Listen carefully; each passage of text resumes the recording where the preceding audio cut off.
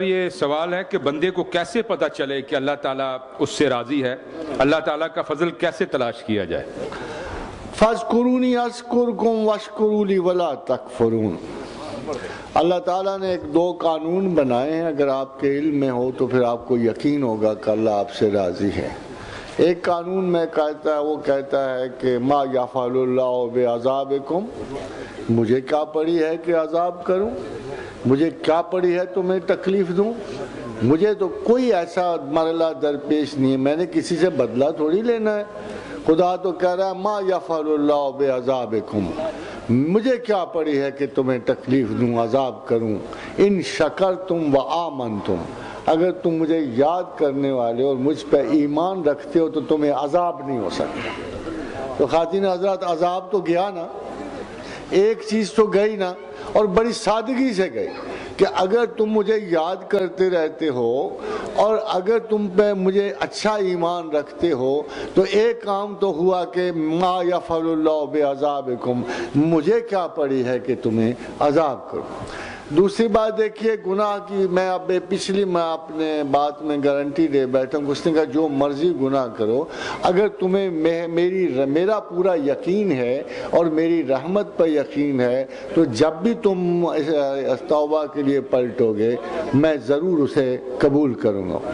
تیسری بات یہ ہے کہ فَاذْكُرُونِي أَذْكُرْكُمْ وَاشْكُرُوا لِي وَلَا تَكْفُرُونَ، کہ تم مجھے دیکھو، یہ بہت آگے کی بات ہے، یہ نہیں کہ تم اسے یاد کرو، اس نے کہا کہ تم مجھے یاد کرو میں تمہیں یاد کروں، تم مجھے یاد کرو میں تمہیں یاد کروں گا۔ وَاشْكُرُوا لِي، میرا شکر ادا کرتے رہو، میری یاد میں رہو۔ وَلَا تَكْفُرُونَ، اگر اس میں کفر نہ آیا، انکار نہ آیا تو میری تمہاری محبت قائم رہے گی، یہاں بھی، زمین پر بھی اور زمین کے بعد بھی۔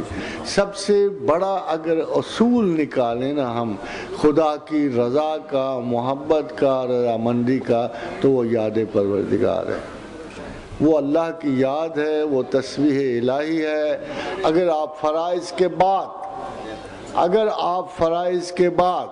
فَإِذَا قَضَيْتُم مَنَاسِكَكُمْ، جب تم حج کے مناسک ادا کر لو، فَاذْكُرُوا اللَّهَ كَذِكْرِكُمْ آبَاءَكُمْ، ایسے یاد کرو جیسے آباء و اجداد کو کرتے ہو، جیسے اپنے پیاروں کو کرتے ہو۔ او اشد ذکرا، ذرا زیادہ، کہ مجھے یہ احساس ہو کہ تم ہر چیز سے بڑھ کر مجھ سے انس اور پیار رکھتے۔ اللہ تو یہ پیار و محبت کی باتیں کرتا ہے، آپ سزا کی وہ کام باتیں کرتا ہے۔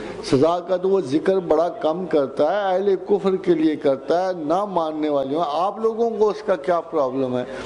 میں نے تو یہ بھی حدیث پڑھی ہے، لوگ کہتے ہیں آپ رجایت پسند ہو، کہ میری امت کو عذاب نہیں ہے، میری امت کو جو سزا ملنی زندگی میں ہی مل جائے گی۔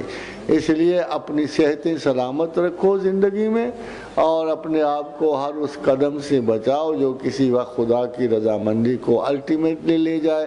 اسٹے بیک، اڑے رہو، حدود پوری نہ کرو، قطع نہ کرو، اڑے رہو، انجوائے کرو اللہ کی محبت اور دوستی، زمین پر بھی سرفراز ہو، جنت میں بھی ممتاز ہو۔